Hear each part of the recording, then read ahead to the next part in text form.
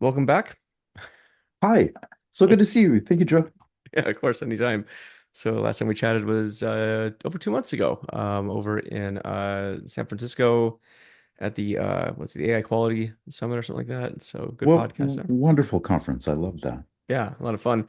What have you been up to since then? Let's see. Since then, kind of a crash dive. I've been working a lot in I work in entity resolution, so I've been learning a lot about things like sanctions watch lists and a lot of the practices of basically using AI applications, especially graphs, but other areas of machine learning to catch bad guys. Hmm. And it's kind of a strange world because there's so much of this practice going on. Like, if you see an episode of CSI or The Wire, inevitably the protagonist goes up to a wall and like starts drawing lines between things, or there's photos on, pinned up on the wall. There's this graph, and it's like one of the characters. And same thing in Homeland, right? She always had like that graph up on her wall. She got Hmm. busted for it eventually. Um, but in real day-to-day investigations of money laundering or like oligarchs pulling weird political things, uh, even illegal fishing, things like this, um, you find that the investigators are using graphs and more they're using machine learning in interesting ways. And the thing is, though, there's a really great ecosystem of like vendors and products and practices, but nobody talks about this stuff. I mean, it's like Yeah. these kind of cases, I mean, if you're investigating XYZ billionaire for tax fraud, you probably like don't go on a podcast and talk about the details. Except this one, of course. Exactly. Yeah, here we go. They would have no chance of listening to this one. So that's fascinating. What an interesting world. But I think maybe we'll tie this together. I mean, so you've been working in AI tech for I don't even know how long. How long have you been in this whole space? Like Too long, too damn long. too damn long. 40 plus years. 40 That plus would be a years. polite way. Yeah. Yeah, I think it's older than most of the listenership of this podcast, as far as I can tell by the stats. And what's interesting was when we first met, and it's interesting because the first podcast we did, I wasn't sure which direction we would go, but when we first met before that, it Yeah. took two threads. One was a technical, which you just described, which is awesome. We can loop back into that and how that intertwines with everything. But there was also this other thread where I was like, your name looked really familiar, and I have a pretty good memory about things. And I was like, oh gosh, you were probably writing a lot of things I was reading as a teenager and cyberpunk magazines and probably books and all kinds of stuff. So I think we wanted to dive into that whole history and how, because I think it's an interesting that to me that was a fascinating time period where technology was just Yeah. starting to capture the public's imagination. The internet was becoming, kind of more mainstream-ish and stuff. But you were there before that, and so walk us through what was that world like? I mean, to pick whatever time starting point you want, but when did you get into all this? I guess maybe a good question to ask. Yeah, no, great question. Kind of went all over So the I mean, place, but I had gotten in, I was really interested in AI, and I'd studied in grad school, and I'd really done a deep dive into neural networks, and that kind of led me off to, I did something at Bell Labs about that.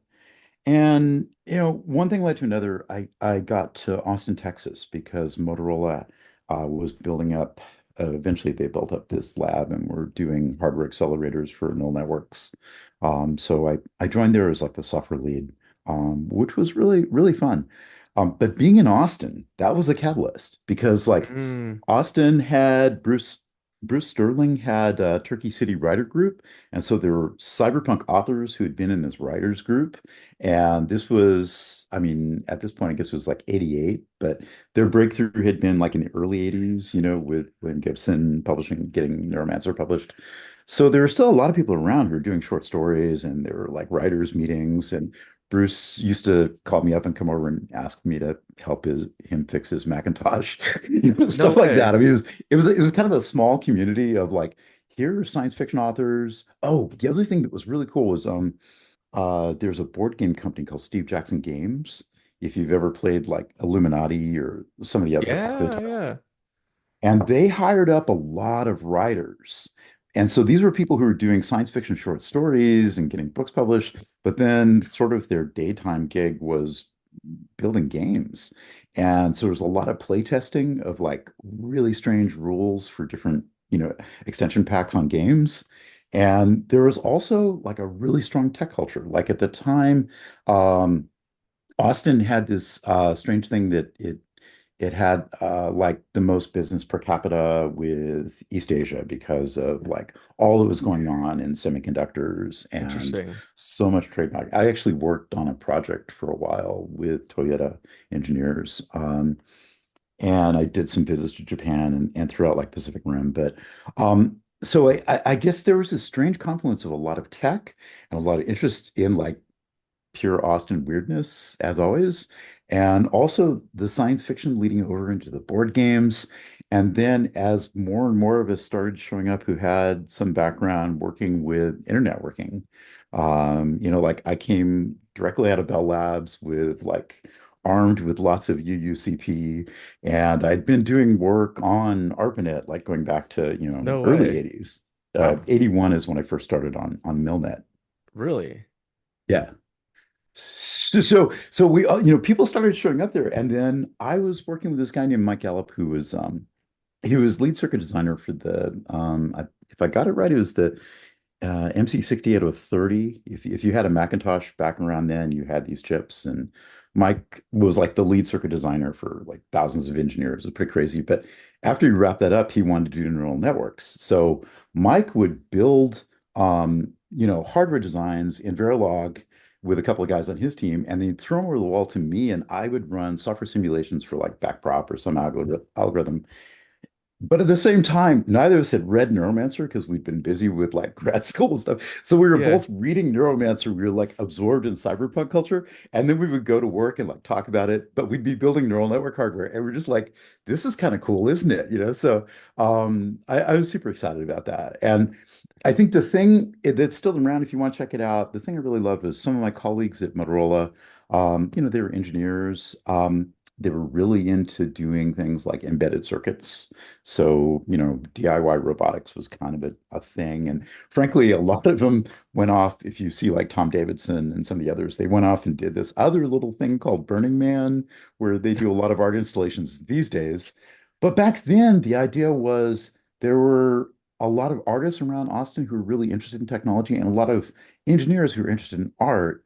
So there's kind of a sort of a DIY children's museum movement thing called the Robot Group, where they would build crazy stuff like blimps that would fly around a school auditorium autonomously and like, I don't know, rain on students or whatever. It was crazy What? stuff because they knew how to use the chips and make them do backflips. I mean, we That's were building crazy. engine controllers for Toyota and Mercedes and whatnot at work. So building the robotics is just kind of like a side gig. And anyway, I could go on and on about this. I mean, I, That's I so cool. remember when the robot group, some of the principals actually had like FBI show up because they were buying so much Kevlar to build blimps that were like super light. And, the federal authorities were like, okay, what's going on? Let's look at your garage. Oh my God, what are you doing? And then it kind of went to like, can we buy some of these? I mean, it was it was like they were doing really cool artwork. So that was the vibe in Austin, and it was just such a purely, I mean, it was very legit cyberpunk going on there. So I was really glad to be around it. Yeah, because wasn't so Bruce Sterling lived there, and then Yeah, William Gibson I think was up in Vancouver. The Romancer, yeah, correct me if I'm wrong, but that came out around like 83, was it? Or 80? 83. That's Yeah, okay. off of some stories a little bit earlier. And there'd been a writers group called Turkey City, which I think is still going on. I was in it for a while. Man, they Hmm. were brutal. They used to just rail anything you had, they would tear it apart. Oh, But it was still fun. We were friends, and yeah. we used to invite famous authors to come by for a weekend. Yeah.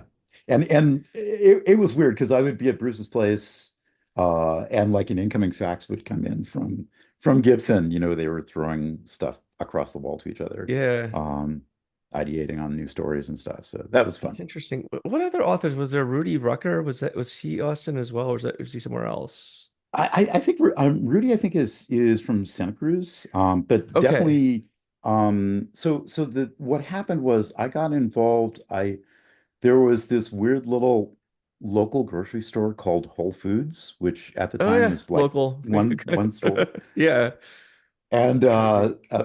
somebody pulled a zine off the shelf there. We were just like wandering around shopping and pulled a zine off the shelf, and it was Boing Boing number 5. Interesting. And I was like, oh, this is good.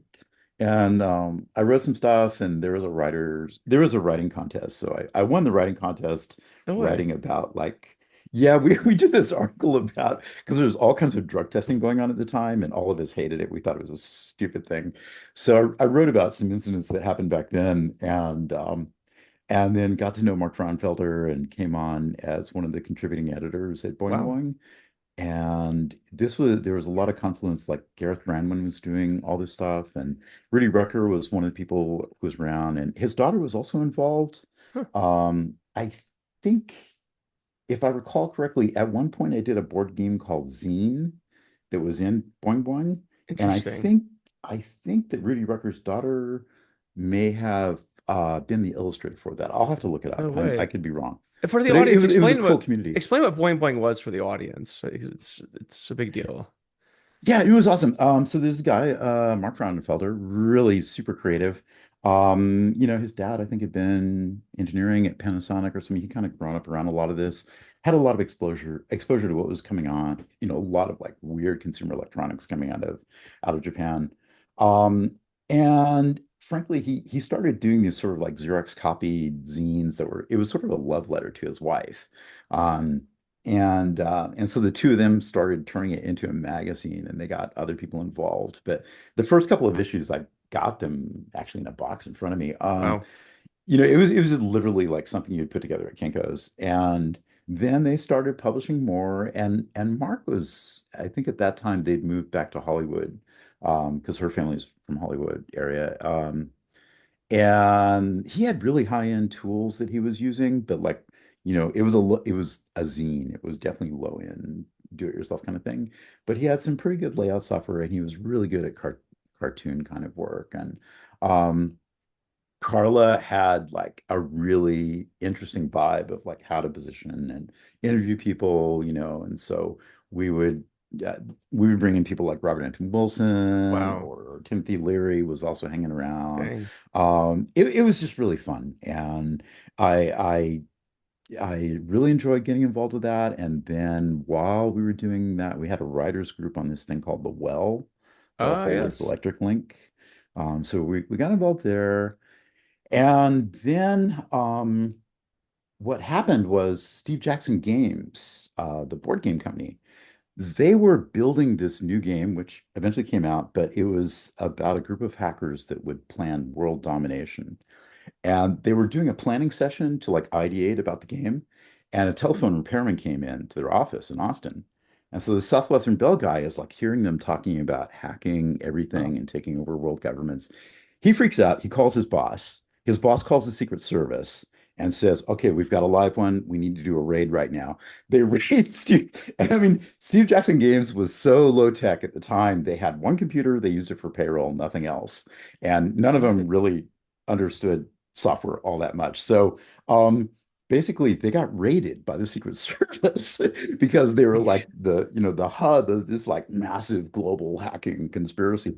And and so they went to court, and they literally took the Secret Service to trial. And they there was a federal trial in Austin. I got to cover the trial for the second issue of Wired.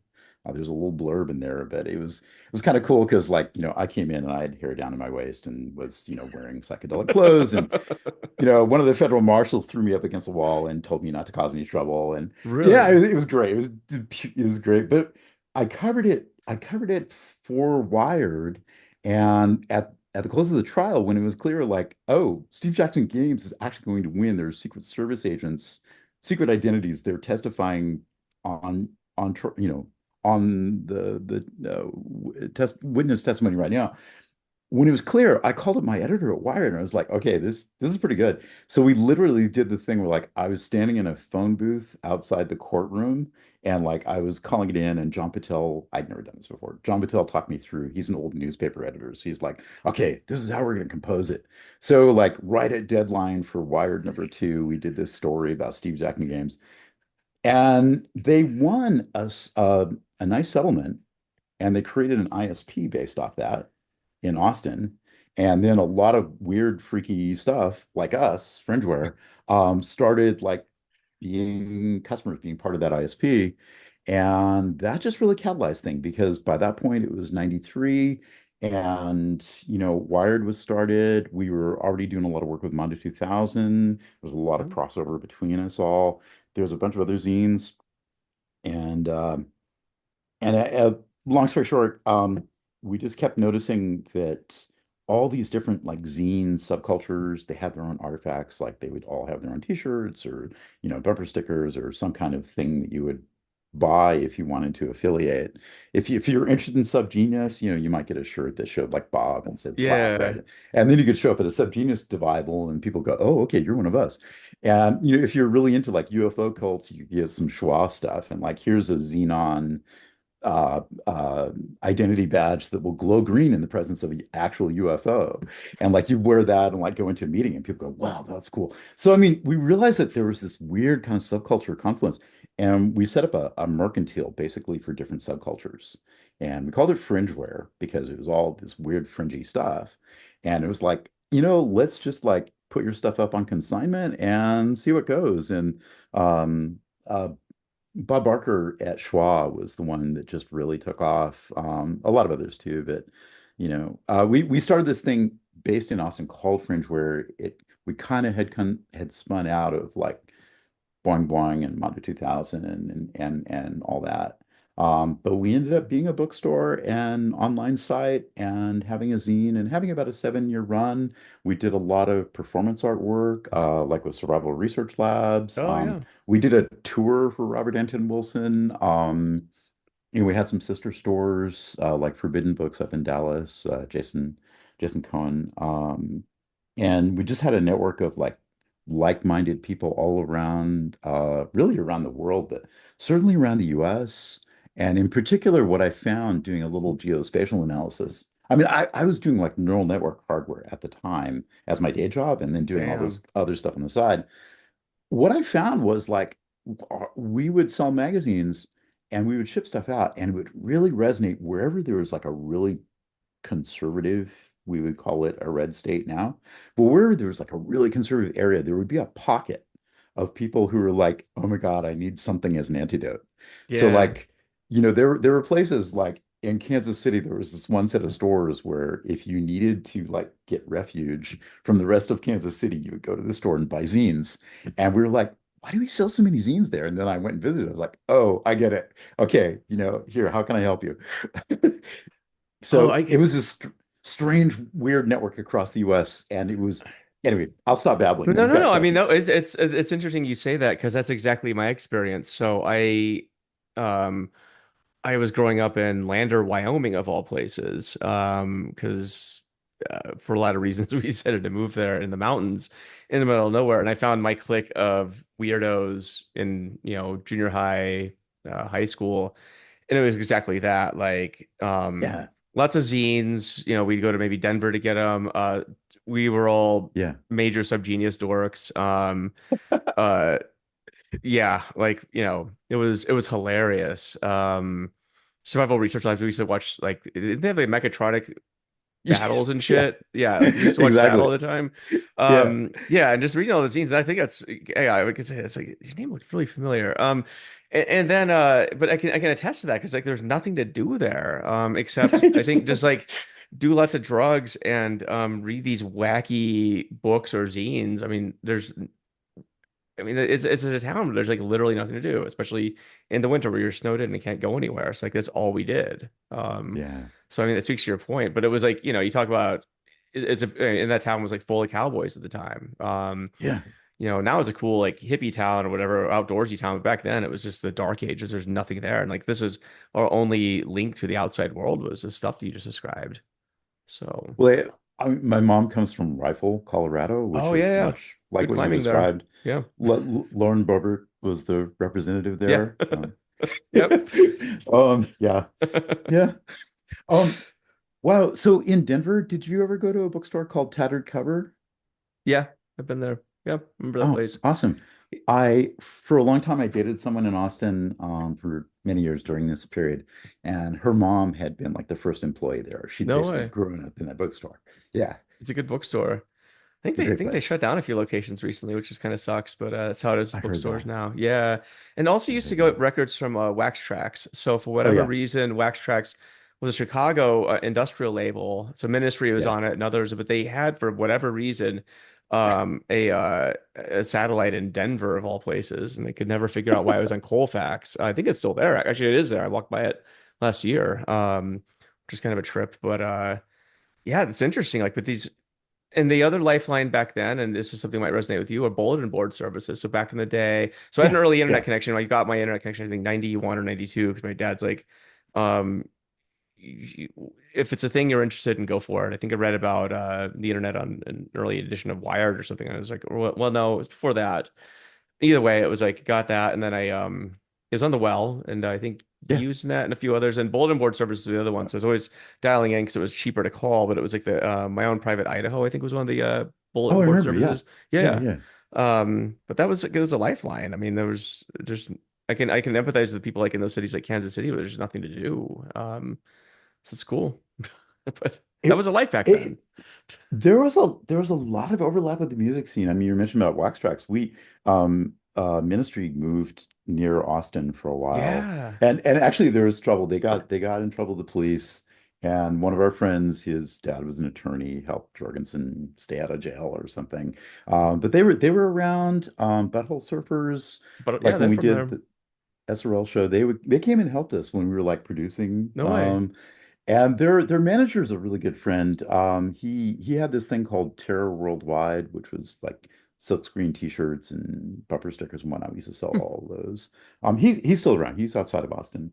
that's cool. Um, but yeah, the music scene was great, and there was just so much culture. South by Southwest was at the time back then. I helped out Hugh Forrest at South by Southwest because the interactive part of South by Southwest was sort of not very robust, shall we say. I mean, movies was its own thing. South by Southwest film was definitely good, and music was like the landmark thing. Hmm. But the interactive side of it, like every year we were going to get canceled. For like 6 years, I helped Hugh put together panels and whatnot. And I mean, at the time when I came in, it was like there were like folding tables. I mean, it was like it was like going to a garage sale basically, but there were really cool talks. And then eventually it caught on and became this huge thing. And Huge. that was another thing that really helped catalyze it. That's interesting. And around that time, another friend of mine, Lynn Bender, had a bookstore. So in Austin. Yeah, So yeah, no. I mean, Lynn used to be like my agent. I didn't know that. Yeah, when I was teaching machine learning courses about 10 years ago, Lynn was basically promoting front booking stuff. No way. Yeah, Lynn, we actually started when we started Fringeware, we started out with a bookshelf inside Lynn's bookstore called Europa. No way. And then eventually we branched out and there was some little vintage store we got in the back there for a while. And then Lynn had another location, but they were going out of business, so we took over his lease and like bought out his inventory. So I've known Lynn for a long time. Yeah, I bet. That was a long time ago. That was a long time ago. And then, yeah, what put Austin on the map for I think a lot of people back in the day was that movie Slacker. Oh God, yeah, yeah. Remember that one? What were your thoughts on Slacker? Well, so around that time, because I used to hang around the juggling society in Austin. It was out of UT, and I don't know, a friend of a friend, but I got introduced. There was this kid. He was like 17, and he would like sleep on my couch occasionally if he needed to play. But he's now an interesting designer and an adult. I'll give him all kinds of credit. Back then, though, I mean, he was in Slackers, so you probably No heard of way. Wiley Wiggins. Okay, yeah. Wiley used to help us out with a lot of stuff at No Fringeware. way. I have some really great stories about Wiley's friends that involve the FBI and Alex Jones and all the rest, but man, we What? can talk about that later. Okay. But yeah, no, Wiley had a lot. Actually, Wiley was the one who knew Jorgensen and like was our Oh, contact with Al Jurgensen from Ministry. Ministry. Al Yeah. Jorgensen. And the other person who used to call up was Genesis George. In fact, I think we shipped him a synthesizer at one point. And anyway, Really? it was weird. The like the people coming through and the people on the end of the phone, you never knew what was going to happen on a given day. What was it about that time and that culture? Um, because it seems like that was a very special time, I think, in the Yeah. world of art, technology, and all the rest of it. That's you don't see that these days. It was interesting. I mean, there was still a lot of like DIY perspective. Like you could put up your own website, and if you invested in it a bit, you could do something that would catch eyeballs and like really get attention. One of our guys at the bookstore, Scott Casey, he's working around the bookstore. He's a poet, and he used to just hang around after work and like play on the computer in the back and like pick up web skills. And he started like building websites and stuff. I mean, that was kind of the deal was like there were people who knew what was going on and there were resources. And if you wanted to, and Austin is so damn cheap, like the cost of living was ridiculously low. So if you just wanted to hang out and like learn stuff, spend some time and you'll get there, you know? Yeah, And that's how a lot of it happened. And it wasn't like all corporate yet. It wasn't, I mean, Google was still kind of flat. They didn't really show up until what, 98 was when they 98. launched. Yeah. Um, so it wasn't all really corporate yet. The big corporate thing there was IBM. Like IBM had Hmm. WebSphere, and I mean it was kind of like everybody sort of snickered. I since became a consultant for IBM, so I will say nice things about them. But uh, yeah, no, it was just there was this DIY thing, and even though people were really on polar opposite sides of whatever spectrums there are, they could still kind of get along. And I Yeah. remember, I think the one that illustrates this most is um, we used to do like every Friday night, I would bring in a case of wine and some baguettes and maybe some other food. And we would have a friend who was an author give a reading or somebody give a talk and maybe a band or two or some performance art. And a couple hundred people would show up and just like Nice. hang out until, people told us to go home. Um, and one night, one of these things, somebody, God, it was awful. There'd been this altercation at the Austin Community Television Center. Basically, there were a lot of these kind of like our ilk. There were a lot of shows on cable access TV, and one of the people doing cable access TV, his dad owned a chain of like really profitable dental shops, and his dad was like big buds with the FBI. He would go, there was a local FBI center. He would go like play golf with the FBI guys. Anyway, this kid, he was really getting into conspiracy theory, and he did this show, and he used to like get up and rant. And at first, it was like, oh, that kind of seems like a subgenius thing, but then you listen, you're like, no, no, that's not. Anyway, long story short, our friends had a competing show, and one night he like threw a punch at one of them in the parking lot after their shows, and there was a fight. He calls up his dad. Dad calls up FBI. FBI goes out to like search for the other guys, right? That guy's name is Alex Jones. This makes sense. And That's and crazy. for and I mean I had this great we had this notepad from Noam Chomsky that says, I do not believe the state should have the right to determine truth, blah, blah, blah. Anyway, it was the notepad we had at our cash register. And a very unlucky, but actually I feel bad for him. We kind of bonded. A special agent from FBI was like sent to our bookstore because they couldn't find the guys. They couldn't look them up for some reason, but they knew they were affiliated with a bookstore. So they dropped by and they're like, we need to get your customer database. We got to find these guys. And so he wrote it on a note with like this Noam Chomsky quote at the bottom about like keeping the state in check. And I've got it framed. I mean, and that was just like the quintessence of Austin at the time. Um, and the FBI figured out that they were getting punked basically by Alex Jones's family. Um, Wouldn't be the first and time. Well, would be the last time, I should say. Well, a few years later, I'm sad to admit, but a few years later, we actually invited Jones back to give a talk at like our Friday night things. Yeah. And and he was not really a force. I mean, to tell you the truth, he showed up for a little bit and then he like spent most of the time doing coke in the back parking lot with I his think I've girlfriend. heard, I think Lynn told me something similar where he just sort of, Yeah. he wasn't the guy he is now.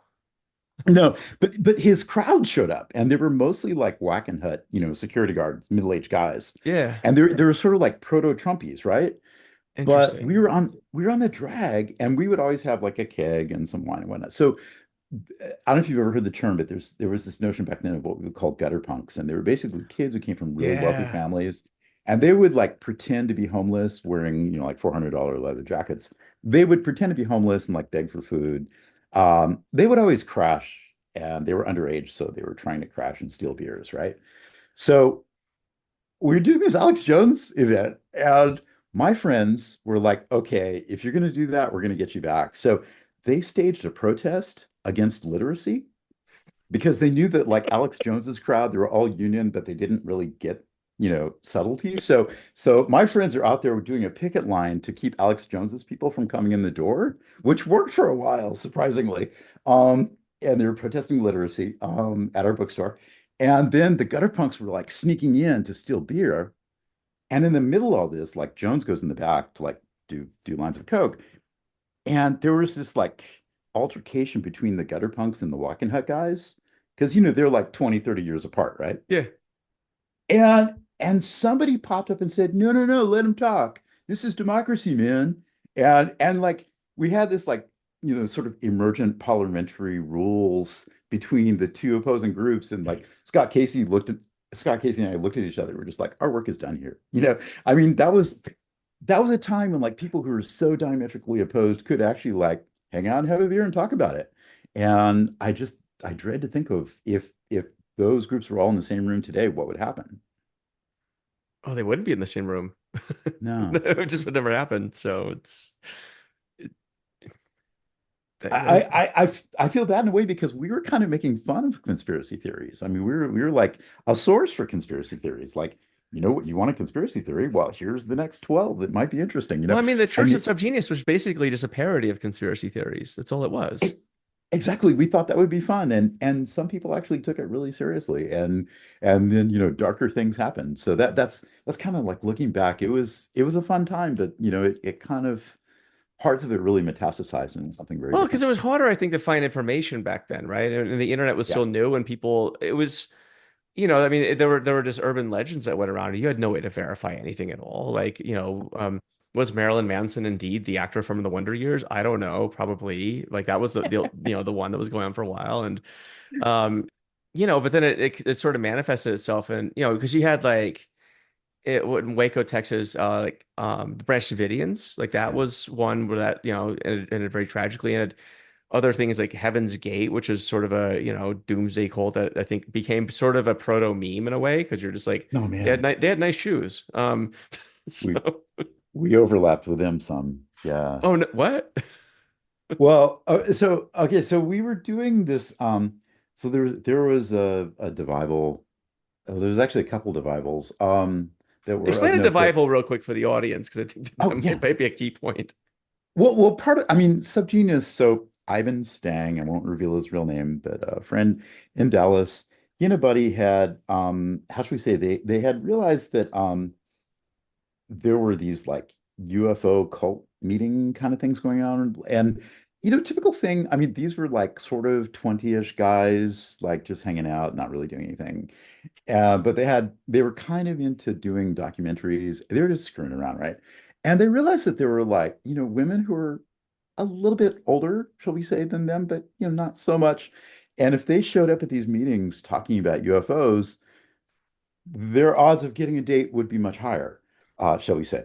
I know, I know, I know. So they're like, cool, let's publish books about this. So they published like these manuals about, conspiracy theory, and they made up this whole thing about a UFO cult where at the end of times, the alien saucers would show up and take away the faithful. And you had to pay $30 to join the group. And if at the end of the times it wasn't true, you would get refunded triple, like you get a check for $90 back. So there was just all these inside jokes, and then we would get together and do a meeting, sort of like a religious revival, but backwards. So you would have all these stand-up comedians would get up and pretend to be evangelical preachers and just rant. And you had some bands doing, I don't know, noise, whatever, industrial noise kind of stuff.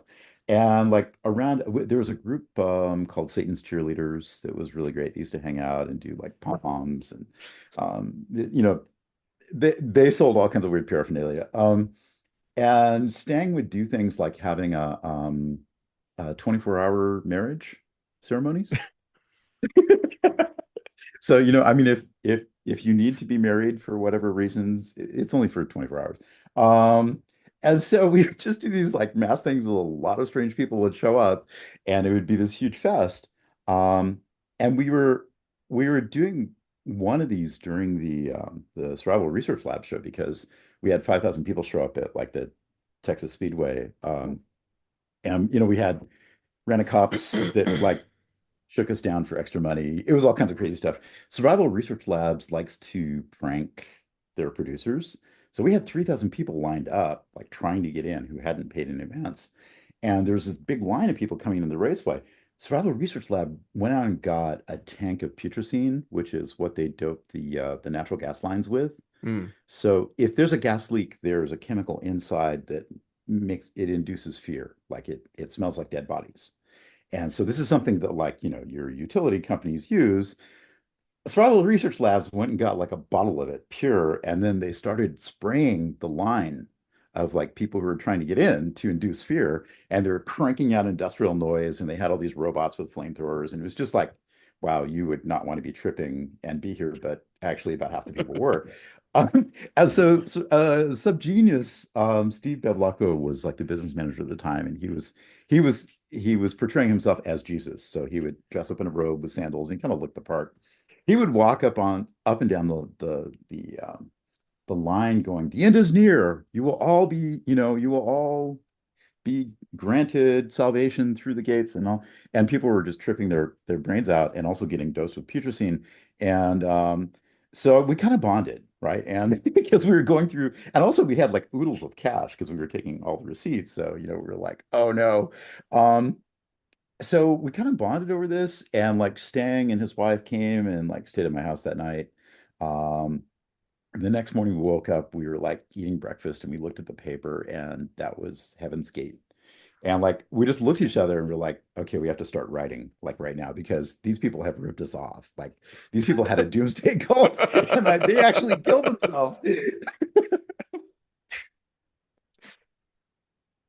Oh, it was fun. What Stang did, was a really, really good friend of Rob Benton Wilson. oh And yeah. another mutual friend of ours, too, he had a little band called Negative Land, you might have heard of. Yeah. Remember them? Um, we tried to help out Raw. Toward the end of Arlen was Raw's wife, and Raw himself used to like we had an email list with thousands of people. He used to punk us. He used to come on under pseudonyms like Frank Cruz because he lived in Santa Cruz, and he would rant at people and like try to stir up trouble and whatnot. But as they got older, just before Arlen died, they had racked up a lot of medical bills and they were struggling. Uh, So we did a benefit tour for him to like help pay for all that. And our friends from Negative Lands, Subgenius, everybody pitched in. We did a that's great tour. cool. We had a lot of fun with it too. But we went and got margaritas at the Austin airport when we were sending Raw back home. And the bill came out to $23 exactly. And I lost my mind because the number 23 is like Yeah, kind of a magical thing for coming out of Discordians and a lot of Raw's background. So it was a little bit of narrative closure there, but I that's have a funny. picture of us all like lined up in Austin Airport. It looks like some kind of a mugshot. Was that part of the Illuminati thing, if I'm thinking right, or was that Yeah, the idea yeah. is this number 23 keeps showing up magically and it has all kinds of meaning. It can Yeah. be I mean it's a parody, right? It Yeah. can be deconstructed and but we shared the last time I saw Raw, we shared $23 worth of margaritas. That's crazy. That's nuts. And during this whole time, you're also doing neural nets still, or were you doing others? Ooh. Okay. Yeah, I started that project in late 80. Well, no, I went to Motorola in 88, late 88, 89, and then started the neural network project in 89. Um, and then that spun out as a startup, which was in Phoenix briefly. I learned more about Scottsdale than I ever wanted to know. Um, and I'm sorry. but then yeah, exactly. It got acquired by an incubator, a tech incubator in Vancouver. And so I had an apartment up there, and I used to fly back and forth, spend time up in British Columbia. And yeah, so we were doing that. I was with that company through like 98, and we had Oh, okay. Fringeware through 99. So like that whole Yeah. period I was doing neural network stuff. Wow. And that was about when the web started taking off, 90, 95, I think is Mosaic came out in 94. Yeah. I Yeah. was beta testing that for whatever reason because I was like one of the only people who had Oh a wow. yeah. So I saw it. I found a diskette actually that had an early version of it. I think I kept it somewhere. I don't know what I'd do with it. But Yeah. it's just like okay, like but then the web came out, and then there were also all these other. I think it was the information superhighway at the time, or so at least I think it was Gore was calling it that, or companies. But that I think that more Yes. represented like kind of the walled gardens, like your AOLs and your CompuServes, if I'm not mistaken, right? Yeah, all kind of But bonding together. yeah. But walk me through that time. I mean, I have my own impressions of it, but I mean, you'd been in the tech and AI space for a really long time. And also, I think more importantly, in some weird ways, the culture aspect of technology. Like, Yeah. what was it like seeing the internet starting to take off in the mid to late 90s? Yeah, so I mean, just rolling back, I got to Stanford in 82. The Okay. internet cutover was Vint Cerf at Stanford in Gen 1st or early January 83. And Okay. I was in computer science. So I mean, my department like launched TCP/IP Right. right after I got there. That's And so it was crazy. really fun because like people were like, this is what we can do with TCP/IP now. And I mean, that was kind of like graduate courses. And then people were like, there's this new thing called DNS. We're going to make it a lot easier to find people or websites. There weren't websites back then, but HTTP, I guess that came out 89, Seems about and it right. started circulating some early browsers around 90, but Mosaic really didn't hit its stride till like 94. Hmm. Um, but yeah, no, we started our friend who we started an e-commerce site on Gopher, if you Oh yeah, I remember the remember Gopher. Gopher. Yep. Yeah, because I mean there weren't browsers, so it was just like Yeah. text-based Yeah. browsers basically. Um, and then when Steve Jackman Games did Illuminati.io, that was their ISP. That was in early 93. No, wait. That would have been yeah, it would have been 93, somewhere around there. It would have had to been. I'm trying to think of the timeline then. I guess it would have been later because it was after they got the judgment. But they launched as like putting up websites. So you're starting to see Interesting. websites around 93. And then, Microsoft got in the game finally. They're famous about face in 95. And at that Yeah. point, it was just this big rush. And it was crazy toward the end of the 90s. I had someone I shouldn't mention who was a very famous NPR reporter call me up and try to recruit me for like garden.com. And I was like, why? I mean, what are you doing? And like, yeah, it's gonna be great. And you're like, okay, you're selling gardening products on a website. What is your background in? Anyway, it was really strange because I'd come out of this background of like network engineering at Bell Labs and seeing like the earliest network engineering on the web. And we'd track that through because back in those days, you kind of had to know your way around TCP/IP if you were going to really do Right. e-commerce and try to protect yourself. And I was doing other side gigs in network security in the late 90s. I shifted over into that after neural networks. And so it was really strange because, on the one hand, we knew the protocols, we knew what was going on with the development, web development. We were in touch with our colleagues in Silicon Valley. On the other hand, there was a lot of like strange performance art that was going on, like a good example is in 95, Robbie Garner, we got in touch with this guy out of Atlanta area, and he was doing bots. And there was a Turing competition called the Lubner Prize. He was competing in that. Interesting. And we had an early e-commerce site, right? I mean, we'd launched an e-commerce site in late 92. So we had an e-commerce site that had a lot of traffic. And one thing led to another. We put up a chat bot as like an interface to our zine catalog. Um, Wow. and then Robbie would compete on it internationally with the bots, and we helped him build stuff. And eventually, Robbie and have you ever seen the BBC Tomorrow World show? James Burke used to run. It was I a real think famous so. like Yeah. connections kind of show. Robbie and I did a segment there. We did a Interesting. live Turing test in '98 based off of some of Wow. this. The network engineering on that was crazy. Like live television with, 10 million viewers. That I think I aged a few years that day. Yeah, I think the audience needs to remember. I don't even think broadband was still a new thing around Yeah, that time. exactly. Which was Yeah. crazy because I come into Bell Labs and we were trying so hard to sell ISDN for so long and nobody understood. And then finally they renamed like what you're doing with Oh, DSL and ISDN. I T1s remember and all it was that. actually on that note. It was I had this album from Future Sound of London, Oh yeah, yeah. techno group, and they actually think I think they recorded the first album over ISDN. Yeah. I think I still have it laying around somewhere. Yeah, but that's yeah. People got to remember this was like all this stuff was like fairly. I think people were trying to figure it out, right? And just Yeah. Yeah, no, there was a band, the bass player for a band called Coil was based in Austin, oh a yeah, friend, and they were doing remote recordings back then in the late that's 90s too. It crazy. was pretty crazy. Yeah. I mean, I had like an early version of, I guess, whatever is SoundCloud now, and that's to basically put my friends' DJ sets up on the internet. This is maybe 2000. Yeah. Um, but that was interesting. Because yeah, just to be able to stream them and stuff back in the day, but that was hard, and I was in college, so I just gave up on it. So I was like, I got to finish my studies. Should have actually stuck with it, but oh well. Live and learn. Here we are now. Here It's we are good. now, actually streaming over the internet, which is kind of Exactly. weird. Now we Exactly. take it for granted. Um, so I mean, that whole time period though, like, what was that like? Back to the BBC thing, because I think it's actually kind of a marvel of engineering that you did back then. Like, what was that? How'd you figure that out? Yeah, that was crazy. So yeah, this show, BBC Tomorrow World, I mean, they publicized it like crazy and they did a live episode for this. And I mean, Turing tests, you have human judges and the bots are supposed to convince the human judges that they're actually human or that the humans are robots, basically. That's kind of how the Turing test works. So we had celebrity judges, like the guy from Red Dwarf, the guy who played the cat, the evolved cat on Red Dwarf.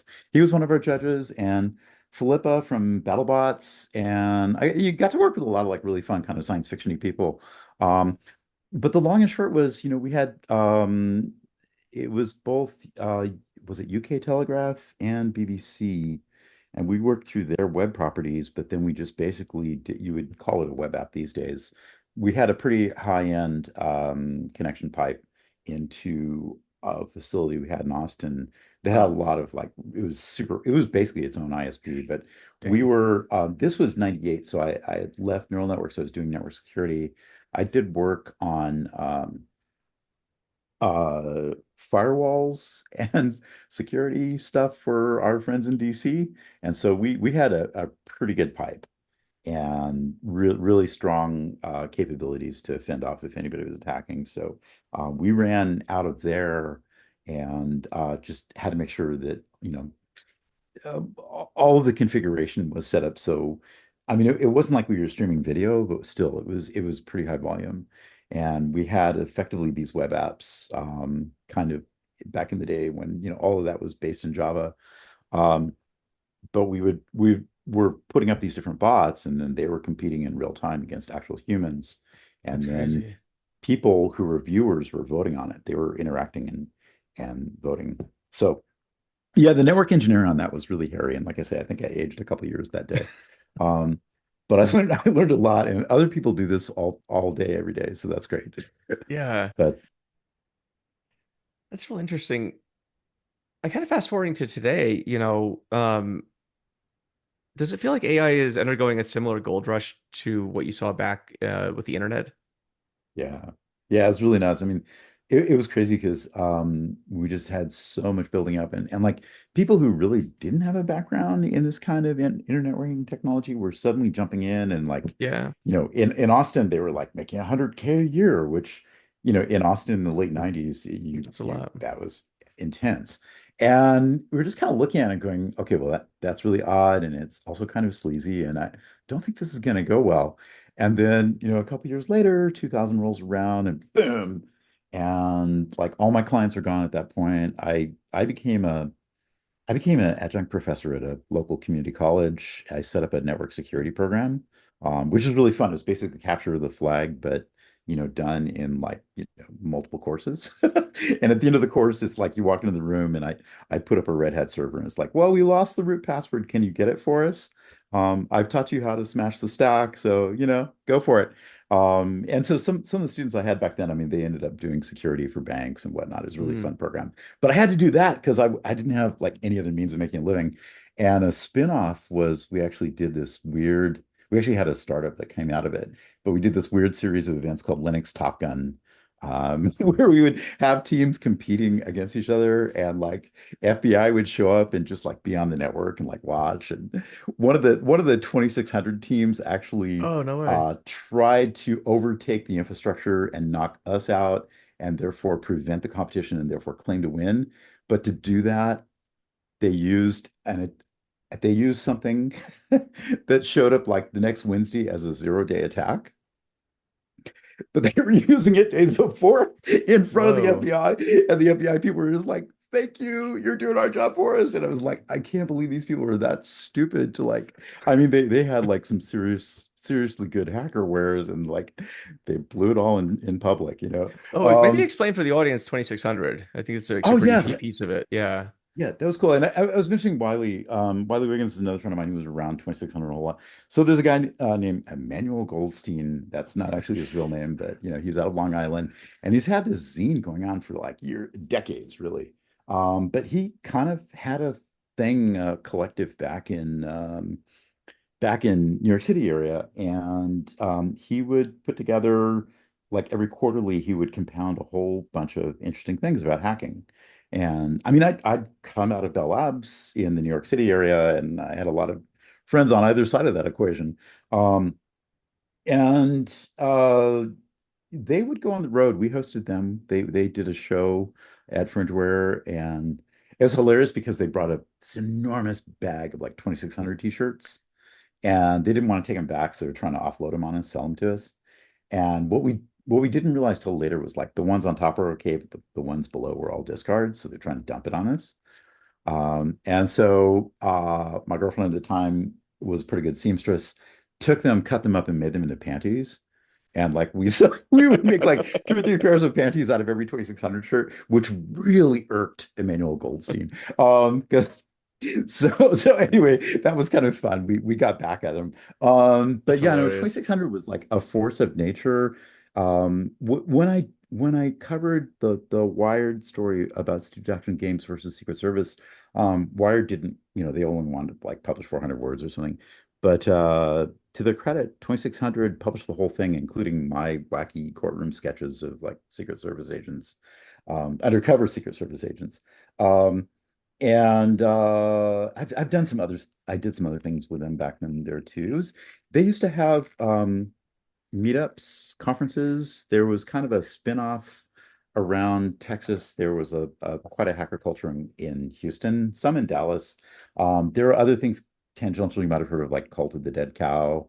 Oh, yeah. Um, but we used to have meetups. I remember one time we were in Texas, in Houston, at one of these like hacking conventions, and our friends who were, shall we say, federal government employees rolled up in a white panel van, and they brought out their gear and they set up, and they were. Do you know the thing where like you can read a terminal across the walls just by Yeah. reading the RF signature?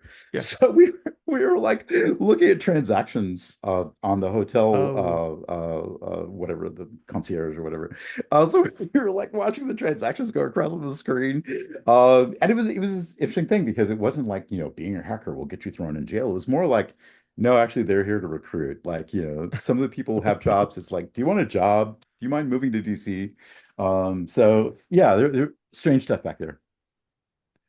Strange stuff. And didn't the 2600, that came from, was it that tone that would turn phones on? Or you could Yeah, make free dial-up calls? It was Captain Crunch or something like that, the old guy. there's a guy in the Air Force who he'd done something to somebody, done something wrong. Anyway, he got sent to a remote outpost in Alaska, and he had nothing to do, but he did have some background messing around with telephony, and so he discovered that, I mean, the 2600 was the frequency of being able to get a carrier tone on telephony networks back in the day, and he had a lot of time in his hands. So yeah, he discovered that Captain Crunch cereal boxes had these little whistles that would do 2600 hertz. And so you could just like, use this plastic whistle and like get free long distance phone. And he ended up in the Bay. I hung out with him a little bit later. He was in the Bay Area. He was hanging around a lot of like the virtual reality crowd that was kind Oh of yeah. coalesced. AutoCAD was like a real center for a lot of early VR and a lot of really strange stuff like Eric Olixen's Sense8. That used to be really cool too in the Bay Area, Really? getting to go to like the early VR stuff. What was But that I like? did meet Captain Crunch. Um, yeah, so I mean the early days of VR, like again, the same kind of time frame, like circa 92, 93. There was stuff that was rolling out of San Rafael because of Autodesk.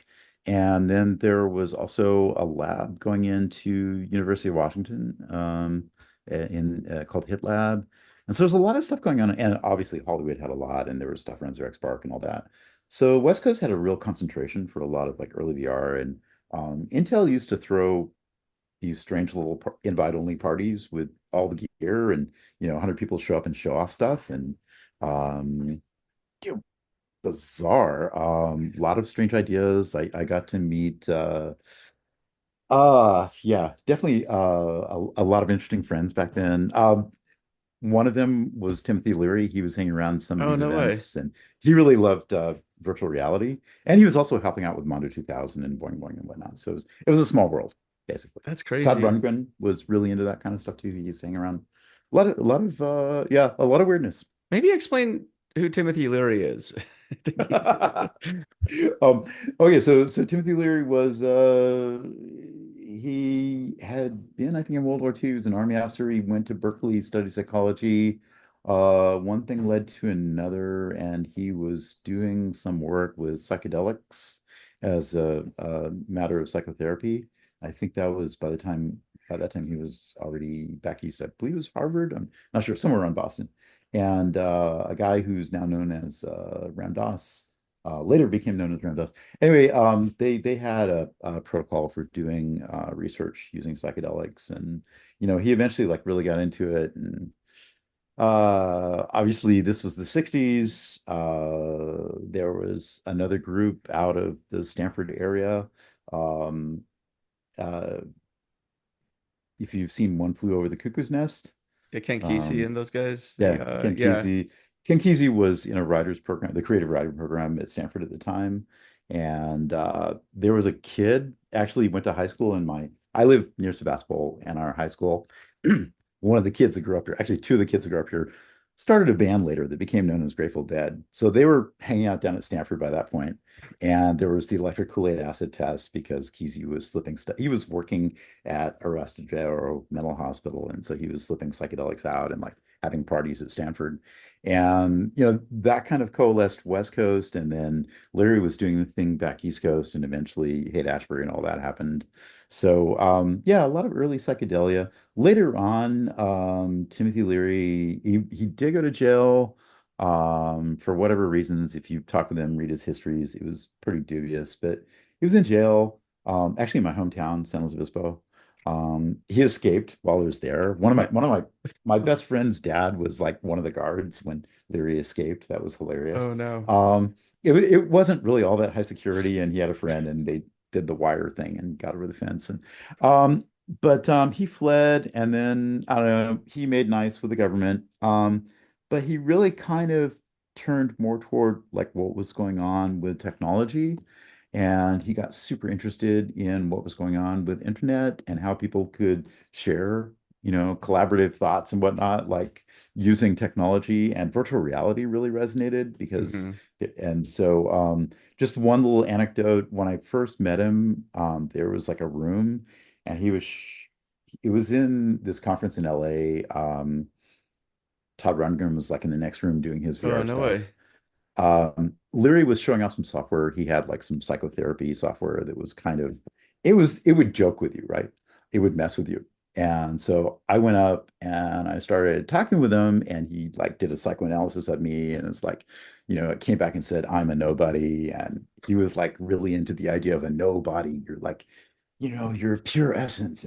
Anyway, we started talking because, long story short, I went to West Point, and I was at West Point for Oh, I two didn't know years. that. Okay. My lungs kind of gave out, so I left. He was at West Point, and he woke up early one morning, and they asked him some questions. He wasn't awake, and he said something jokingly, and they basically tried him for lying on a code violation, so they kicked him out.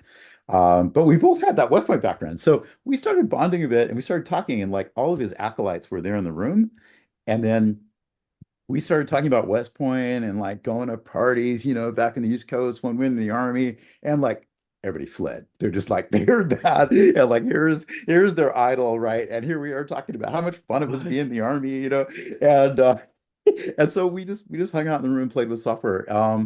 Yeah. So yeah, he was a good guy. I We ended up selling his software when we started Frontware, and also another guy, Terrence McKenna, a friend of a Oh friend, yeah, had done yeah. Time Zero software. My graduate advisor, Doug Lennett, moved to Austin, and one of his researchers had been working with Terrence to develop the Time Zero software. So we had a weird little collection of software when we started Frontware. It was I it was kind of imagine fun. so, because Terrence McKenna was also a big psychedelic advocate, if I'm not mistaken, right? Absolutely, yeah, Like the ayahuasca. poster child of yeah. And Like then you had all Raw. yeah. That's crazy. Yeah, 'cause I only catch glimpses of it. So at that time I was living up in Bellingham, Washington, which Oh, great was place. great place. Yeah, definitely uh nice area. People do a lot of psychedelics up there too. But but it was but I'd catch glimpses of this stuff in the late 90s where mid to late 90s with Timothy Leary and McKenna. I think that was sort of McKenna's heyday was maybe that time period. And yeah, Yeah. Timothy Leary was definitely becoming more of like sort of this almost a digital avatar in some ways, but it was like a really Yeah. heavily pixelated, really crappy version of Timothy Leary, but he's like, yeah, this is like the future. And I was like, yeah, I guess it is. So I, I wish they could have lived to see what's going on now with chatbots, and it's I think they would insane. have they would have enjoyed it. What do you think about today? I mean, you've crossed the gamut of like I think every cross section of technology that kind of led us to today. I mean, what do you think about today's world? Yeah, it's really strange. I mean, frankly, the chips that we use, the when you look at where the technology has come from, it's the strange confluence of like a lot of really bizarre people who are on the fringes of culture, and then also a whole lot of government projects. And sort of like between the two, we made the technology. And one of my neighbors, her dad did the mother of all demos back at SRI back in the day. So Oh, okay. yeah, I mean, and if you talk with Yeah. them, it's like, there are definitely the people who are really straight-laced and they were doing government contracts and all that, but there are the other people who are not quite that, and they all work together. That was kind of the story of Xerox PARC. Yeah, I think right now, I mean, I've seen waves of chat several times back in the early 80s, but definitely in the mid 90s, in the early aughts. And now here we are. I think that like chat is kind of seductive to people, but when you dig into it far enough and long enough, you find that it has some really serious problems. So I Mm. think that chatbots are like a point in time, and they just kind of keep reemerging as a point in time. I do think that there's some really interesting things going on. Like, I really love what Anima Nankumar is doing out of Caltech with neural operators, because Oh, I mean, deep learning is basically a way of doing function approximation. So if you want to model something really complex in the physical world, like the path of a hurricane, um, when it's hitting shore and you need to evacuate people, it's actually kind of important to be able to calculate those models. It's usually a lot of like huge, enormous partial differential equations. yeah. As it turns out, you can do deep learning models to actually do better and actually run like, 40,000 times faster Wow. and have better accuracy. So we're seeing where there's a real shift from using, systems of partial differential equations to using maybe now we could be doing deep learning on like joining sort of the virtual and the physical world. And so I really like what they're doing at Caltech on that project. I think that has a lot of legs to it. I think that there's really interesting work in the area of counterfactuals, like put together a plan. Now let's use AI technology to poke holes in the plan. What are all the things you didn't think of that would actually pull this apart? Oh, yeah. Some of that technology is being used by DoD, but it's also getting used by corporate. And it's where like generative AI actually comes in really well. It's like, let's generate counterfactuals to like destroy this plan. Oh, I do this all I the time with my writing, for example, all the Yeah, time. exactly. Yeah. Yeah, yeah, that's like good editorial. So I mean, I think there's some tools that are really cool. I think it's really been. I mean, I'm obviously I don't think it's going to surprise anybody, but I'm not a huge fan of like A16Z or TL or that whole Right. crew and I think that they've really done a disservice of how they've kind of shaped this generation of technology and how they're framing it and the just the whole like I had a thing this morning where there was legit some reason to review a court case that had come up and it had started to become known. And someone ran, details through, I won't name the service, but one of these like Yeah. bot services, and it came out with a really nice précis of like, yeah, here's all what you need to know about that court case. And it was true. It was there had been two trials, one, 3 years apart. And the LLM had like locked into the one earlier. We were asking questions about the one later. It came up with a perfectly great answer that was utterly wrong.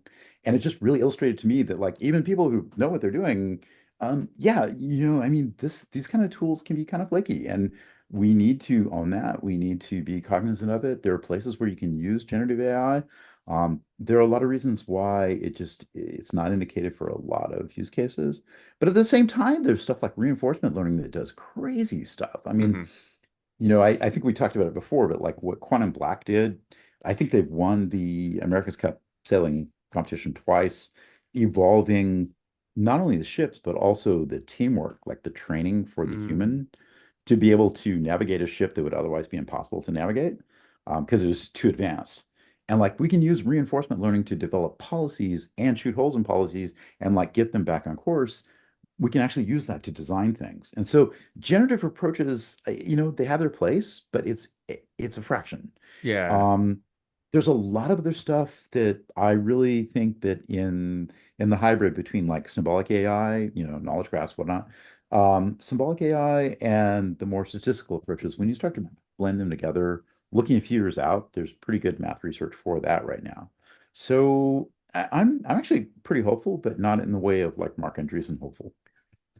Right. Do you think that I mean, because I guess we were both around kind of the pre-tech bro stage when everything was you're doing Yeah. technology for its own sake, and I think the DIY ethos was very strong. And then it changed, and then the money came in, and now all of a sudden it's like everybody's got an MBA and everybody wants to do a tech company, and it's a different world. Do you think that that sort of killed the spirit that we sort of had back in the day, or do you think it just moved I mean, to a different no, I place? mean, I think the right stuff is going on. I think the right kind of spirit and perspectives and motivations are there. I do think there's a lot of other noise that's overarching. Yeah. Um, I mean, like right now, I mean, I see like China versus the US and like all these stats about papers, but like machine learning papers right now, the reproducibility rate on machine learning papers is 3%. Wow. That bad. And so, yeah, of course, people are going to publish papers because they nobody has time to like try to reproduce it. So, like, Yeah. I'll get published, I'll get my credit. There's all this garbage going out there. There's a lot of really good stuff, but you really do Yeah. have to find the needle in the haystack. I think so. Um, And that's why I turn to people like yourself who've just been around the block. I mean, because it's like if you're paying attention to something, there's a good chance there's something there just because you have the history to know. It's not like you're gonna go just I don't know yeah, join a a sales chatbot just because I mean you've seen different epochs of it. You kind of know what to right. look for. Like so when you look at something, I pay attention probably more than others just because again you have the context. So Well, I could illustrate one case that I really like. There's a team at Esri, they do ArcGIS geospatial. There's a team at Esri, they have a thing called ArcGIS Knowledge, and it builds on their platform that it uses a knowledge graph. And so if I were to break this down, are you familiar with like multimodal embeddings? So yeah. like I can have an embedding model. I can put text through it and get into a vector space. I can put video through it. I can put, images, whatever. I can put graph connections through it. But then I have a shared vector space, a latent space, essentially, or there is a latent space in there, but we have a higher dimensional representation. Long story short, it's a really interesting way to blend, I've got some text, I've got some geospatial tracking, I've got some video, some satellite imagery. We did, our team at work, we did a project with them because we had like knowledge graph data about illegal fishing. So we're using the Spire data.